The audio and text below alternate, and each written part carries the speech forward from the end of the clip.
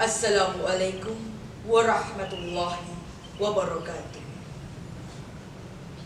Bapak Ibu Dewan Pambiji ingkang kinurmatan, para rawuh ingkang kula bekteni, saha para kanca ingkang kula tresnani.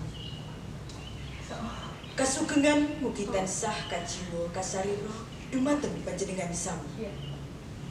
Kepareng kula sumula atur saha nyuwun agunging pangapunten bilih kula kumuwatun matur wonten ngarsa panjenengan sedaya. Langkung rumiyin sumangga kula lan panjenengan tansah ngaturaken raos syukur wonten ing ngarsa Gusti ingkang Maha Kuwaos, ingkang sampun paring rahmat awujud kasarasan saha kabagyan dumateng panjenengan danasan kula. Satemah kula lan panjenengan saged pepanggihan wonten ing papan menika kanthi wilujeng nir ing sami kula. Boten kesupen sholawat saha salam tansah kunjuk dumateng Nabi Muhammad sallallahu alaihi wasallam ingkang tansah dipun tenggo-tenggo menggah syafaatipun wiwit wonten ing donya langkung-langkung wonten ing yaumul akhir. Amin. Allahumma amin.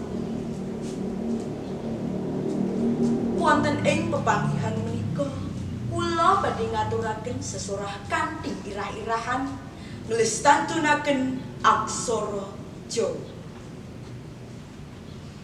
Pendidikan menika minangka sarana kangge budidaya ingkang gadhahi panjurung ageng kangge nglestantunaken kabudayan Jawi mliginipun ing aksara Jawa.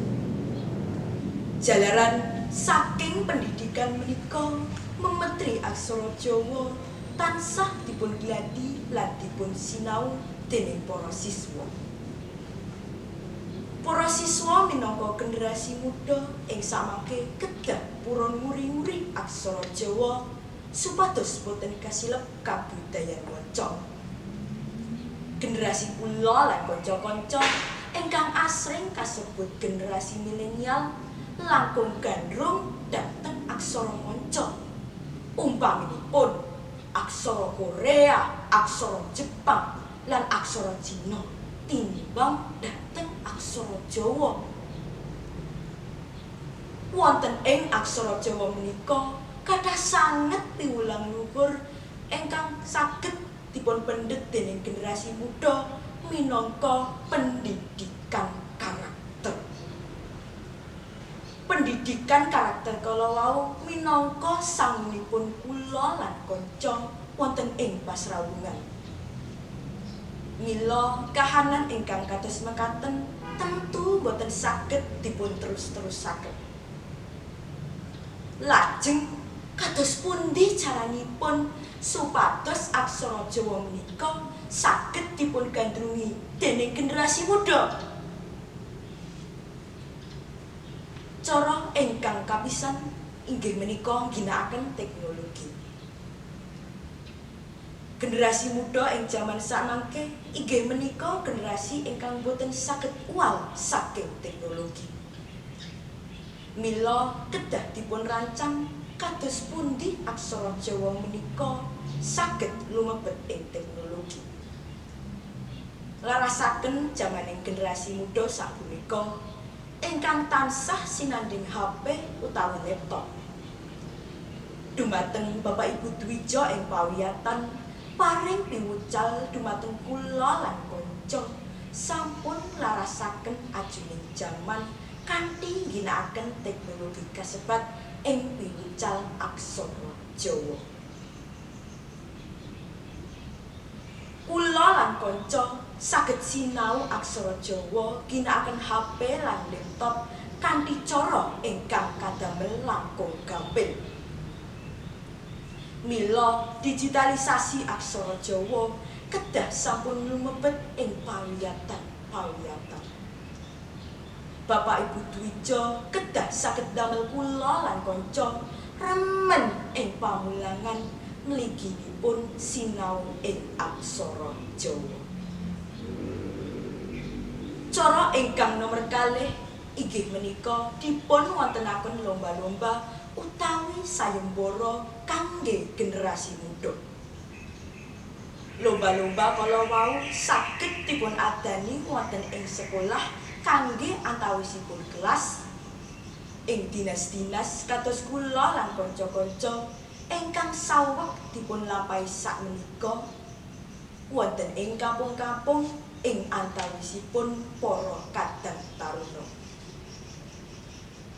Lomba wau dipun damel ingkang narik kawigatenipun generasi muda. Umpamipun isi utawi tema ingkang laras kalian generasi muda, caranipun ingkang dipun remeni generasi muda, langkung-langkung bebungahipun ingkang kathah.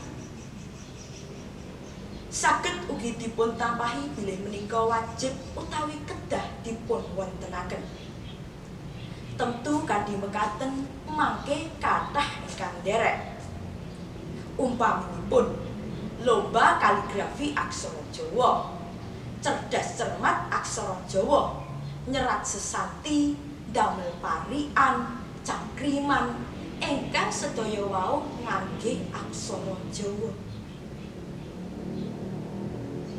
Cara ingkang nomor 3 inggih menika dipun damel seratan ngangge aksara Jawa wonten ing margi utawi papan-papan wiganti ingkang asring dipun sawang ing saben dintenipun.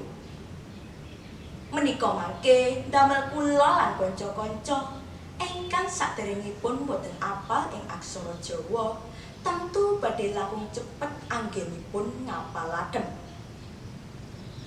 Dangu aksara Jawa sampun kados dene aksara Latin, gampil dipun waos lan gampil dipun serat. Gambar-gambar kados dene baliho dipun serat mawi aksara Jawa. Informasi ing sakiwa tengenipun margi lan lalu lintas wonten seratan aksara Jawa. Cara ingkang nomor sekawan inggih menika sesambetan kalian kanca utawi tiyang sanes ingkang awujud tulisan dipun kulinakaken ngangge aksara Jawa. Umpamipun WA mawi aksara Jawa, email ngangge aksara Jawa. Amargi kula pikantuk pawarta saking Bapak Ibu guru bilih sakmenika WA saged migunakaken aksara Jawa.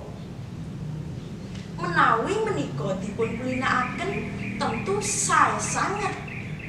Menika minangka sarana kangge damel aksara Jawa tetep eksis ing tengah-tengahing masyarakat utawi bebrayan. Cara ingkang nomor gangsal inggih menika damel paguyuban aksara Jawa kangge pelajar. Pasartanipun saking SD, SMP, SMA lan SMK. Paguyuban kala wau saged ajak-ajak kanca nguri-uri aksara Jawa. Paguyuban kasebut saged nuwuhaken kreativitas saha inovasi supados aksara Jawa saged ngenut ajune jaman. Ing pangangkah aksara Jawa saged dipun remeni dening pelajar. Paguyuban menika pikantuk pangibuyung saking Dinas Pendidikan saha masyarakat. Mugi-mugi kanthi saperangan tulodo kala wau saged damel aksara Jawa saya rembaka langkung-langkung saged dipun gandrungi dening generasi muda ingkang gadhahi tanggung jawab nglestarenaken aksara Jawa. Mekaten ingkang saged kula aturaken, nyuwun pangapunten menawi wonten tembung saha suposita ingkang kirang meranani penggalihipun para rawuh sedaya. Kula nyuwun agunging samudra pangaksem. Kangge mungkasi anggen kula matur wonten parian. ana Covid aja kena. Nganggo masker kanggo jaga. Ayo kanca aja lena sinau aksara Jawa. Ayo kanca aja lali padha prokes kangge njagi aksara Jawa lestari kangge majuning negari. Billahi taufik wal hidayah. Wassalamualaikum warahmatullahi wabarakatuh.